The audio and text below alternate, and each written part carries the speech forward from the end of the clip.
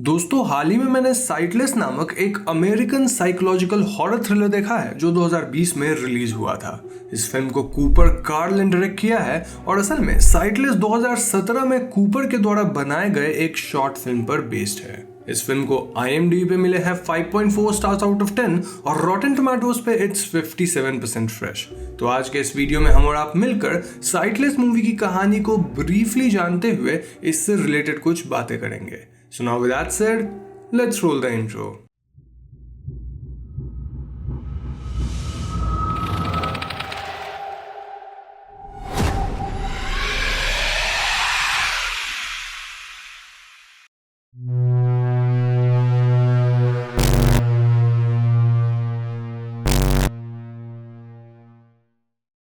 तो दोस्तों मूवी की शुरुआत एलन नाम की एक औरत से होती है जिस पर कोई अटैक कर देता है और इस अटैक में एलन अपनी आई साइट को खो देती है क्योंकि अटैकर ने उस पर कोई केमिकल फेंक दिया था। एलन एक वॉयलिन प्लेयर थी और अब इस इंसिडेंट के बाद वो क्लेटन नाम के एक आदमी के केयर के अंदर अपार्टमेंट में रहती है।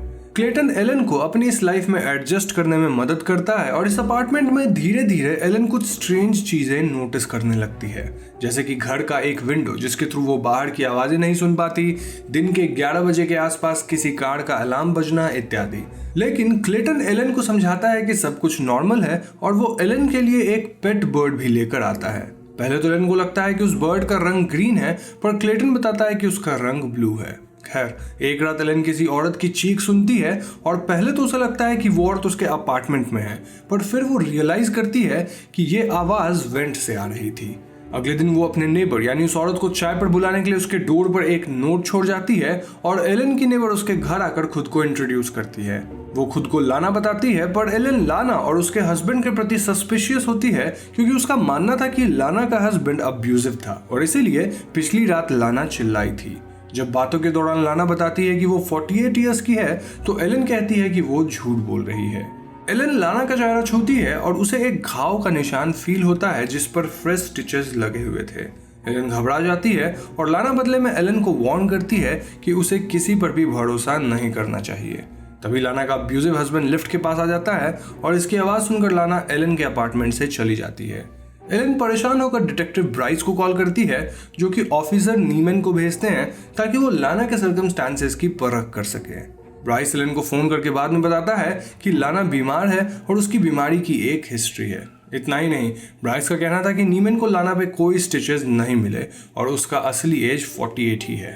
एलन इस बात पर यकीन नहीं करती और वो अपने डाउट्स क्लेटन के सामने जाहिर करती है और मीनवाइल इस समय क्लेटन एलन के प्रति रोमांटिक फीलिंग्स डेवलप करने लगता है। उसे दिन कुछ देर बाद जब एलन अपने अपार्टमेंट में अकेली होती है तो उसे लिफ्ट की आवाज आती है और उसे लगता है कि वो लाना है। एलन बाहर जाकर लाना को बुलाती है, पर जब कोई रिस्पॉन्ड नहीं करता तो एलन घबरा कर अपने अपार्टमेंट में चली जाती है क्योंकि उसे लगता है कि शायद वो लाना का अब्यूजिव हस्बैंड था।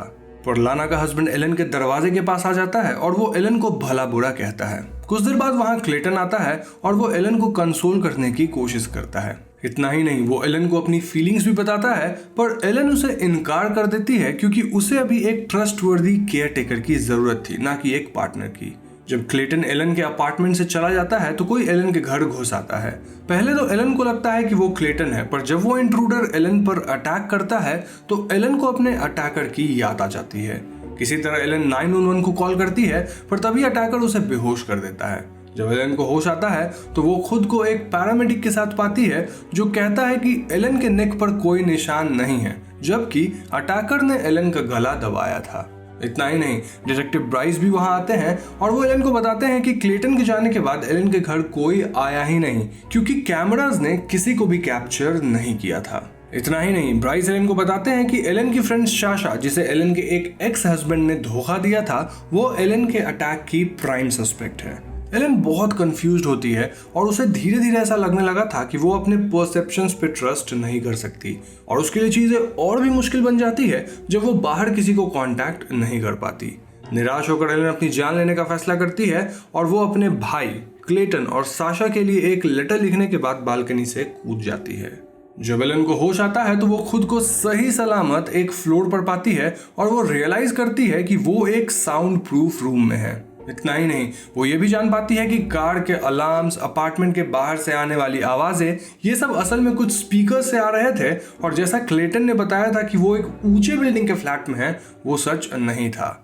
एलन इस साउंड प्रूफ रूम से क्लाइंब करके अपने अपार्टमेंट के बालकनी पर पहुंचती है और फिर फ्लैट के बाहर के हॉल को एक्सप्लोर करती है। यहाँ वो रियलाइज करती है कि वो इस जगह से बाहर नहीं जा सकती, और तो और वहां का लिफ्ट भी बंद था। एलन लाना को ढूंढते हुए उसके पास पहुंचती है और लाना उसे बताती है कि यही उसका घर है। इसी बीच क्लेटन एलन के लिए डिनर बनाने अपार्टमेंट में आता है और एलन फाइनली समझ पाती है कि अटैक के बाद से उसने जिस भी इंसान से इंटरेक्ट किया था वो और कोई नहीं बल्कि क्लेटन ही था, जो भेस और आवाज बदल कर एलन के पास आता है। जी हाँ दोस्तों, एलन इस झूठ और फरेब से तंग आकर क्लेटन को सर पर मारकर बेहोश कर देती है और वहां से भागने की कोशिश करती है। उसे लाना फिर से मिलती है जो बताती है कि एलन अगर भागना चाहती है तो उसे क्लेटन के रूम के वेंट के थ्रू भागना होगा। लाना यहाँ एलन को यह भी कन्फेस करती है कि उसने एलन पर अटैक करके उसे किडनैप करने में क्लेटन की मदद की थी, क्योंकि वो क्लेटन की बहन है। जी हाँ दोस्तों, लाना क्लेटन की बहन थी और उसका कोई अब्यूजिव हस्बैंड नहीं था, बल्कि वो क्लेटन ही था जिसने लाना को मारा था, जिसके बाद एलन को लाना की चीख सुनाई दी थी। खैर, क्लेटन जो अब होश में आता है वो एलन को फिर से पकड़ लेता है और यहाँ वो रिवील करता है कि उसके मॉम की डेथ के बाद क्लेटन के फादर ने उसे 3 साल तक बेसमेंट में कैद करके रखा था। इसी समय लाना क्लेटन के लिए एलन का म्यूजिक प्ले करती थी और तब से क्लेटन एलन को लेकर ऑब्सेस्ड हो गया था। इसी कॉन्वर्सेशन के बाद एलन क्लेटन को टेज करके बेहोश कर देती है और वो लाना के बताए वेंट को खोलती है, पर क्योंकि ये वेंट बहुत छोटा था तो वहां से भागना इम्पॉसिबल था। लेकिन इसी वेंट के अंदर एलन को एक छोटा सा बॉटल मिलता है और इसमें वही केमिकल था जिसकी स्मेल उस केमिकल से मिलती थी जिसके कारण एलन ने अपनी आई साइट खो दी थी।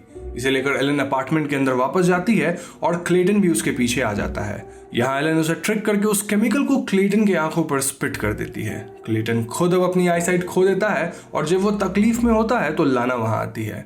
लाना क्लेटन को उसी हालत में छोड़कर एलन को उस बिल्डिंग से बाहर ले जाती है।